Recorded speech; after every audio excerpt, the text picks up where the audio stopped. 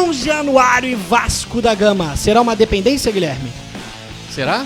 Vamos descobrir a partir de agora, porque aqui só pode carioca!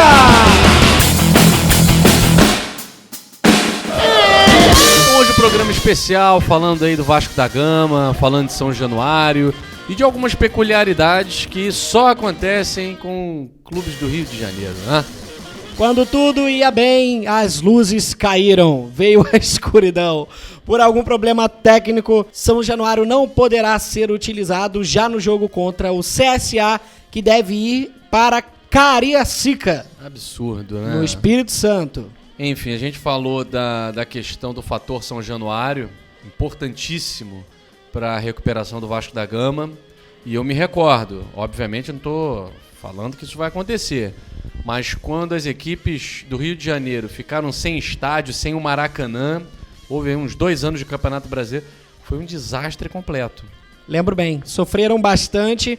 E aí, vamos falar sobre São Januário no geral, então, antes da gente entrar nesse ponto fundamental, se São Januário consegue sobreviver bem, até porque a gente não sabe quanto tempo vai durar.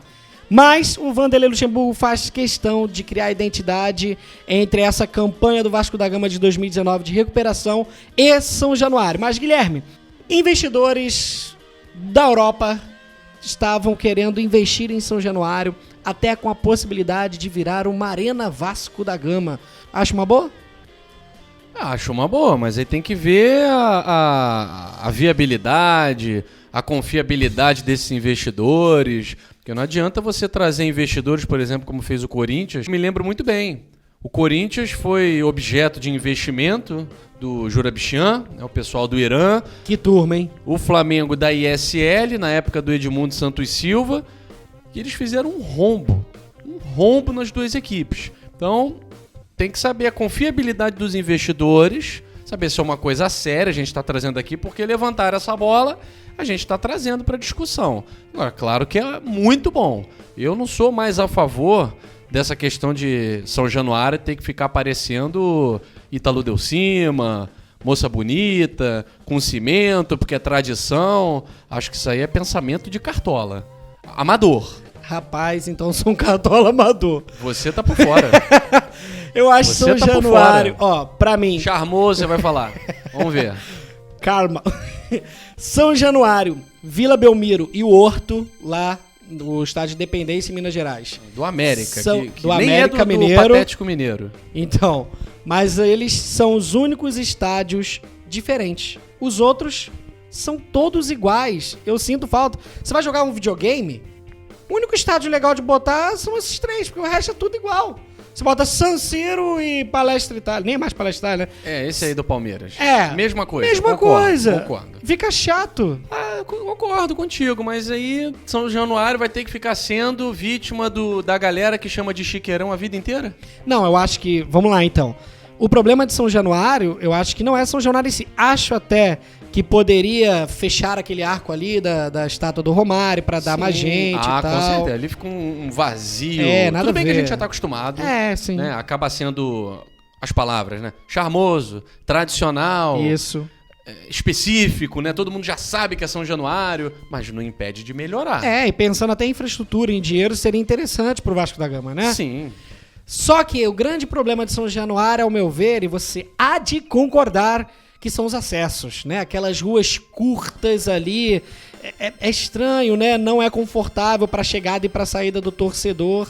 Mas o estádio em si, desculpa, mas é charmoso. Aí eu sabia.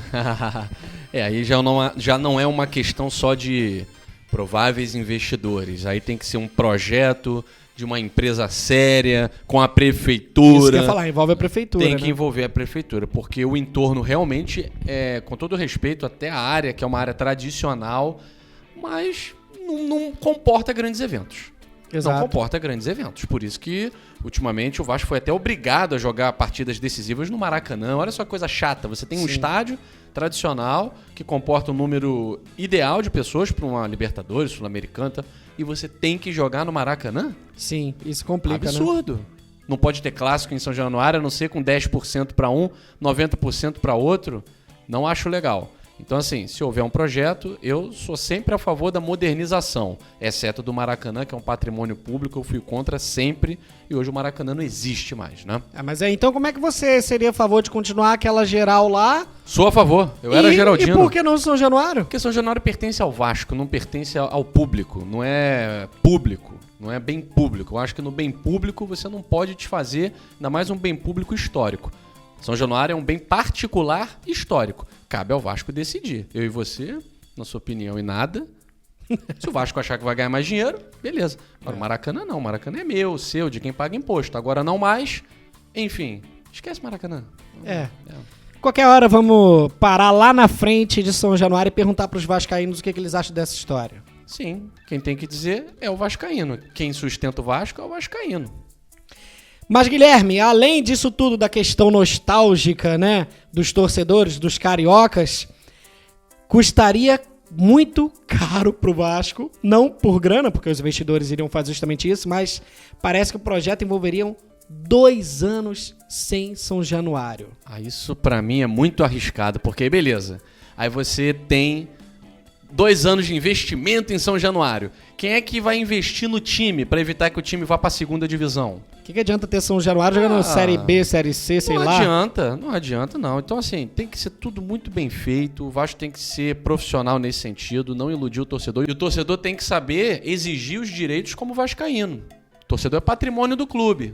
Se ele tá vendo, São Januário vai ficar em 2 anos, traduzindo para Rio de Janeiro, 3 anos e meio, 4. Ah, sim, por aí. Tem que ter a tradução. Tá, e aí? Em 3 anos e meio, 4 anos, sem São Januário, o que será do Vasco da Gama? Se no Campeonato Brasileiro eu já não vejo nada com bons olhos Cariacica.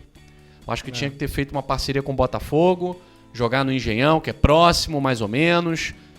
Eu não sou a favor do Vasco ficar indo pra lá, pra cá, igual cão sem dono. Ainda mais que o Vasco, né, a diretoria Campelo não está nada bem com o Maracanã em si, né?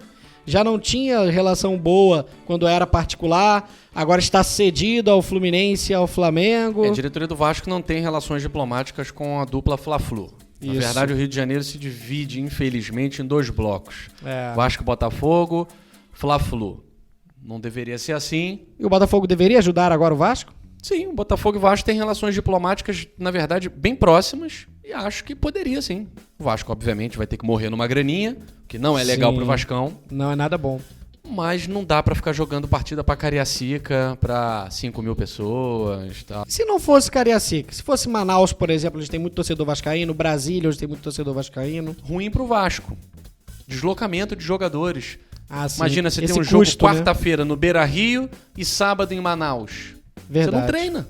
Sim, sim. Você não faz concentração, você só viaja. Olha, eu queria entrar até num assunto polêmico aqui, assunto Luxemburgo, mas vou deixar pra depois. Vamos deixar pra próxima. Fique aqui com a gente, ative o sininho, se inscreva no canal, deixe seu like, tudo aquilo de sempre, comente, participe com a gente, nosso podcast lá no Spotify, SoundCloud, Castbox. E pra fechar, Twitter e Instagram, @sopodcarioca. Tamo junto, tamo junto, tamo junto, porque aqui só pode carioca!